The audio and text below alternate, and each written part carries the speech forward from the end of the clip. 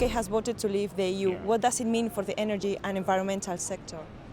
Well, it means we will need to replace the legislation which we have in the UK as a result of EU legislation. We'll need to examine it and see to what extent we need to replace it with our own domestic legislation. There will be some, for example, environmental directives, for the nature protection directives, the bathing water directive, which we may well need to replace with our own domestic legislation. Do you think this is going to affect investment in green projects, in renewable projects, low carbon technologies? Well, we perhaps won't have the push in terms of overall targets, which comes from the EU in the energy sector.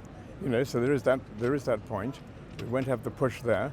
So we'll have to construct our own motivations, and that'll be important. But we're going to have to rethink these things, and we're going to have to decide which of these EU targets we, as it were, take over for ourselves. These are important questions you're raising, extremely important, and that should be part of the negotiation. I think what we have to do, we have to have maybe a whole task force on the energy environment side, which will specifically look at these issues in the context of the Article 50 procedure.